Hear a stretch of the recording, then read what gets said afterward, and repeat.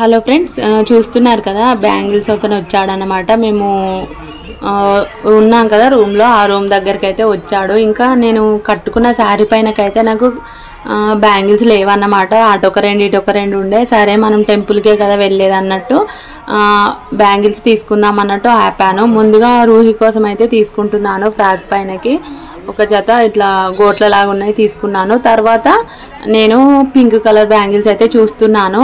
So నాకు bangles చూసేటప్పుడు మా అమ్మనే గుర్తొచ్చింది. ఎందుకంటే ఒకప్పుడు బ్యాంగిల్స్ బతుకమ్మ పండుగ దసరాకు మాత్రమే వేసుకునే వాళ్ళు. అంటే మా అమ్మ వాళ్ళు, నాకు అందరి సంగతి తెలియదు కానీ మా అమ్మ డబ్బు లేక అట్లా కాదు, జస్ట్ అట్లా ఉండేది. ఏమైనా పెళ్ళిళ్ళకి కానీ లేదంటే బతుకమ్మ దసరాకు తెలంగాణలో అయితే. సో అది 1 ఇయర్ పాటు అలాగే ఉండేవి బ్యాంగిల్స్. 2-4 సైజ్ అయితే 2 వేయించుకునే వాళ్ళు. అంటే అంత చిన్న సైజ్ బ్యాంగిల్స్ అయితే వేయించుకునే వాళ్ళు అన్నమాట. అవి తొందరగా అట్లా మనకు పనులు చేస్తుంటే ఒకదానికొకటి తగిలి అవి బ్రేక్ అవ్వకుండా, అంటే పగిలిపోకుండా ఉండేవి.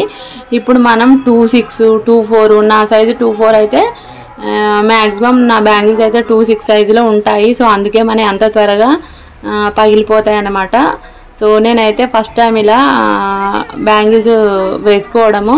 సో ఎప్పుడైనా కానీ నార్మల్గా షాపులలో తెచ్చుకొని వేసుకుంటాం కదా, ఫస్ట్ టైం ఇలా చేతికి వేసుకున్నాను.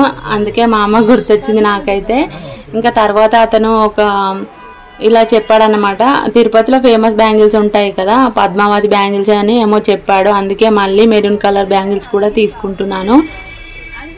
సో ఇప్పుడు ఇలా బ్యాంగిల్స్ వేసుకుంటున్నాము. కొన్ని రోజుల తర్వాత ఇవి కూడా వేసుకుంటారో లేదో. ఒకప్పటికి ఇప్పటికి చాలా మారిపోయింది కదా కాలం.